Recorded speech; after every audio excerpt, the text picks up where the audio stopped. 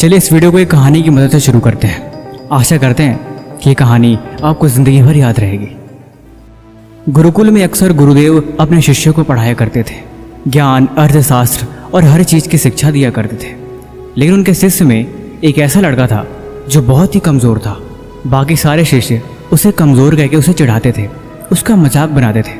उसे बहुत बुरा लगता था कि आखिर मैं कमज़ोर क्यों हूँ, क्योंकि उसकी सबसे बड़ी दिक्कत थी कि गुरुदेव उसे जो कुछ भी पढ़ाते उसे कभी समझ ही नहीं पाता और ना ही उसे कोई चीज़ याद हो पाती थी। वो चिंतित रहने लगा कि आखिर इसका क्या समाधान किया जाए। आखिर पढ़ी हुई चीज़ें मुझे याद क्यों नहीं रहती।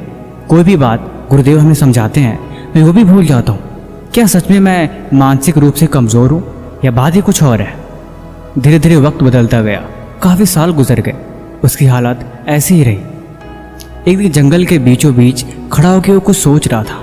तब तक एक राहगीर ने बताया, यहाँ से कोसों मील जंगल के दूसरी छोर पे एक साधु महात्मा रहते हैं।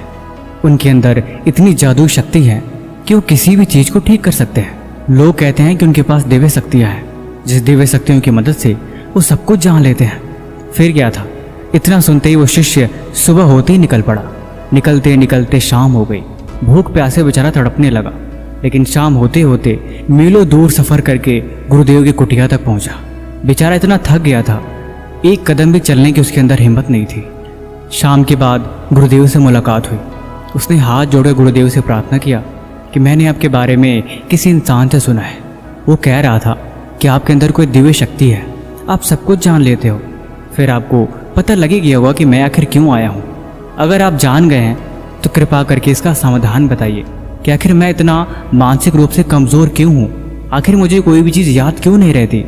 क्या मैं जीवन भर ऐसे ही रहूँगा या मैं ठीक भी हो सकता हूँ। गुरुदेव उस लड़के की हर एक बात समझे, मुस्कुराए और बोले, तुम यहीं बैठो, मैं आता हूँ। अंदर कुटिया में गए और कुटिया में से एक कमंडलू ले गया है। उस कमंडलू में शायद जल भरा था। उन्होंने 2 चम्मच उस कमंडलू में से जल पिला दिया। जल पीते ही ऐसे मानो जैसे उस लड़के के अंदर नई ऊर्जा सी आ गई हो। उसके हाथ पैर बिल्कुल कांपने लगे, लेकिन थोड़ी देर में वो ठीक हो गया। गुरुदेव बोले, अब तुम चले जाओ। अब तुम्हारा दिमाग इतना तेज हो गया है कि तुम जो कुछ भी देखोगे एक बार में तुम्हें याद हो जाएगा। यकीन नहीं होता तो तुम सोच के देखो, तुम्हारे रास्ते में जितने भी पेड़ पौधे पड़े होंगे, हर एक चीज़ का दृश्य तुम्हारे दिमाग में याद हो गया है। उस लड़के ने बोला, हाँ ये तो चमत्कार हो गया।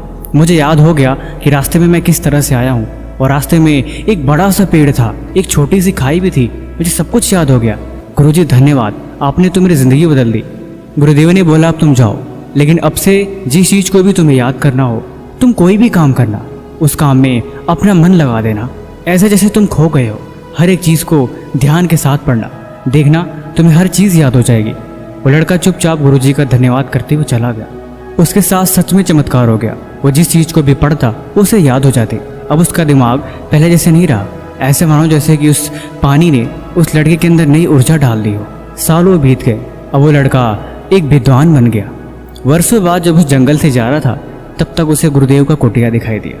उसने सोचा क्यों न गुरुदेव से मिल लिया जाए। गुरुदेव के पास जाके उनको प्रणाम किया। गुरुदेव ने उसे आशीर्वाद दिया और गुरुदेव उसे पहचान लिए कि वही लड़का है जिसको मैंने जल पिलाया था। गुरुदेव की हालत अब ठीक नहीं थी। वो काफ़ी बीमार और कमज़ोर हो चुके थे, ऐसे मानो जैसे कि वो मरने वाले हों। उस लड़के ने पूछा, गुरुदेव बुरा ना माने तो मैं एक बात पूछूं? उन्होंने बोला, हाँ पूछो। उस लड़के ने पूछा कि आपने जो जल पिलाया था, आखिर में वो दिव्य जल और कहाँ मिलेगा? दरअसल मैं अपना एक गुरुकुल खोलना चाहता हूँ और मैं चाहता हूँ कि जो भी छात्र मेरी तरह कमज़ोर हो, मैं वो दिव्य जल उसे पिला दूँ। गुरुदेव मुस्कुराए और बोले, तुम्हें एक राज की बात पता है? दरअसल वो कोई दिव्य जल नहीं था, उसमें कोई भी खास बात नहीं थी। वह हर जल की तरह एक आम जल था। उसमें किसी भी तरह की विशेष ऊर्जा नहीं थी। तुमने उस जल को पिया, तुम्हारे अंदर बदलाव आया, क्योंकि तुमने यकीन किया था कि उस जल में कोई न कोई दिव्य शक्ति है। उस दिन तुम मीलों दूर सफ़र करके आए थे। तुम काफ़ी थक चुके थे और तुम्हें भूख भी लगी थी। जल की 2 बूंद तुम्हारे अंदर नए ऊर्जा का संचार कर दिया। उस जल में कोई विशेष खास बात नहीं थी। देखो, जीवन में एक बात हमेशा याद रखना, इस दुनिया की कोई भी ताकत तुम्हारे अंदर परिवर्तन नहीं कर सकती जब तक कि तुम खुद परिवर्तन करने को तैयार ना हो। तुम्हें बदलाव चाहिए था, तुम उस शक्ति से ऊब गए थे क्योंकि बचपन से ही तुमने सिर्फ ये सुना था कि तुम मानसिक रूप से कमज़ोर थे।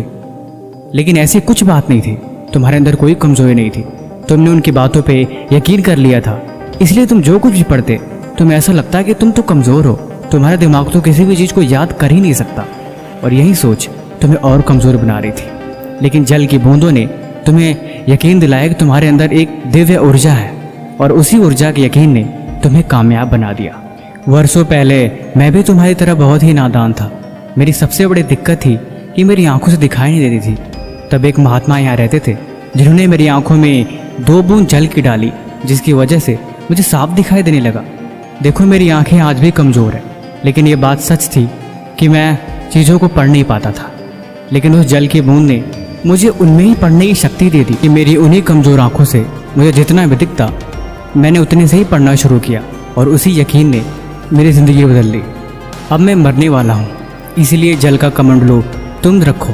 तुम यहीं पे अपना गुरुकुल खोलो और बच्चों को शिक्षा दो। उन्हें यकीन दिलाना कि इस दुनिया में यकीन से बढ़ के कुछ नहीं है। खुद पे भरोसा होना ज़रूरी है। अगर तुम खुद को कमज़ोर समझोगे तो तुमसे बड़ा कमज़ोर इस दुनिया में कोई नहीं है। लेकिन अगर तुम्हें खुद पे यकीन हुआ तो तुम हर एक चीज़ कर सकते हो जो किसी ने सोची नहीं होगी। सारी ताकत तुम्हारे अंदर ही है, और सारा खेल बस वहम का है।